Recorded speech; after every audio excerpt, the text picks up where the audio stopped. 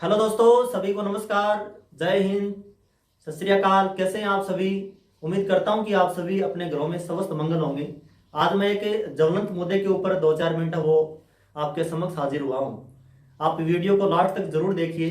ज्वलंत मुद्दा है वो चुनाव से संबंधित है। चुनाव से संबंधित भी है, हमारी पढ़ाई लिखाई से संबंधित भी है। जब भी अपन पढ़ाई लिखाई से संबंधित कोई भर्ती की बात करते हैं कि भर्ती अब आएगी कि नहीं आएगी, तो सीधा सीधा लिंक है वो कहीं ना कहीं आचार संहिता से जुड़ जाता है कि फिलहाल आचार संहिता लगी हुई है। जिसको आचार संहिता के बारे में नहीं पता है उसको अचार जो नाम है, वो जो खाने वाला जो अचार होता है, हरी मिर्ची का, कैरी का, उस जैसा उसके मन में है वो लगता है कि कोई न कोई हो सकता है खाने पीने की चीज होगी अभी। ठीक है, लेकिन आज आचार संहिता के बारे में, इसकी पृष्ठभूमि के बारे में मैं आपको विस्तार से बताने के लिए आपके समक्ष हाजिर हुआ हूँ। सबसे पहले अपन देखते हैं कि आचार संहिता है क्या। तो आचार संहिता का संबंध है वो हमारी नैतिकता से है। अपन कई बार बोलते हैं कि उसका आचार विचार अच्छा है, यानी कहीं ना कहीं हमारे नैतिक जो हमारा स्वभाव, उससे वो चीज जुड़ी हुई है। बिल्कुल उसी से जुड़ी हुई है। चुनाव आयोग है वो यही चाहता कि जो चुनाव है वो निष्पक्ष हो, चुनाव है वो हिंसा से मुक्त हो, चुनाव है वो धन बल के बजाय एकदम फेयर तरीके से हो। उसके लिए है वो आचार संहिता का प्रयोग वो करते हैं। आचार संहिता हमारे फायदे के लिए, नुकसान के लिए, ये सब बातें भी अपन है वो लास्ट तक जरूर करेंगे। उसके बाद में देखते हैं कि आचार संहिता की अवधि क्या है। तो देखो, आचार संहिता की अवधि कई बार क्या होती है कि चुनाव आयोग है वो खुद घोषित कर देता है कि आचार संहिता इतने तारीख से लेकर इतने तारीख तक है वो प्रभावी रहेगी। और अगर वो नहीं करता तो सीधी सी बात ये है कि जिस दिन चुनाव आयोग डेट घोषित करता है चुनाव की, जैसा कि राजस्थान में 23 नवंबर पहले डेट थी, लेकिन दुर्भाग्यवश हमारे जीवने की जो तारीख है वो भी सेम ही आगे दे उठनी 11। इसके लिए हम राजस्थान वासियों की उन्होंने मांग को स्वीकार करते हुए 23 नवंबर से हटाकर है वो 25 नवंबर राजस्थान में चुनाव की डेट है वो रख दी गई। यानी हमारी सरकार, हमारे विधायकों का, हमारे मंत्रियों का जो भविष्य है वो अभी 25 नवंबर वाले दिन है वो तय होने वाला है। तो इसका मतलब क्या होगा, जिस दिन डेट घोषित हुई उसी दिन से आचार संहिता वो प्रभावी हो गई।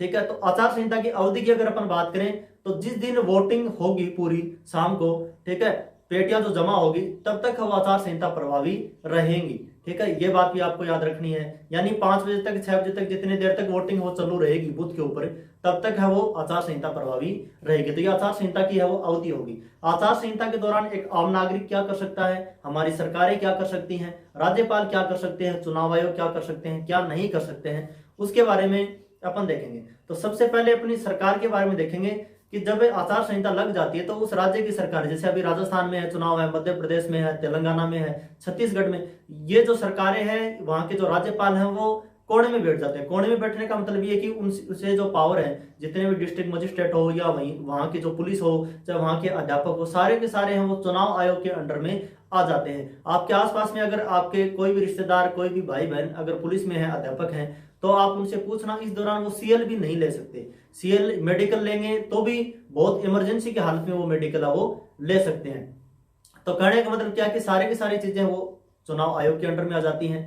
ठीक है, तो सरकारें हैं वो क्या नहीं कर सकती इस दौरान, कोई भी चाहे मंत्री कितना भी बड़ा हो, चाहे तुरंत खां हो, लोकार्पण नहीं कर सकते, शिलान्यास नहीं कर सकते, किसी भी भर्ती की विज्ञप्ति जारी नहीं कर सकते, किसी प्रकार का विज्ञापन जारी नहीं कर सकते। जो न्यूज़पेपर होते हैं उसमें अपनी सरकारों का यानी प्रचार के लिए वो बड़े बड़े, चाहे होर्डिंग्स की बात हो, चाहे विज्ञापन की बात हो, वो नहीं कर सकते। उसके बाद में जो सरकारी जो विमान है, सरकारी जो बंगला है, सरकारी जो गाड़ियां हैं, उसका इस्तेमाल वो चुनाव प्रचार के लिए वो बिल्कुल भी नहीं कर सकते। और बात करें इसके फायदे की या नुकसान की, तो जहां तक मेरा मानना है, मेरी समझ है, आपकी समझ हो सकता है इसके परे हो, तो चुनाव, ये जो आचार संहिता ये बिल्कुल देश हित में है, आम नागरिक के हित में है। क्योंकि जिस दिन आचार संहिता अगर नहीं होगी उस दिन जिसकी लाठी उसकी भैंस, यानी वो अपने वोटर को डराना, धमकाना, घूस देना, शराब पिला के अपने वश में करना।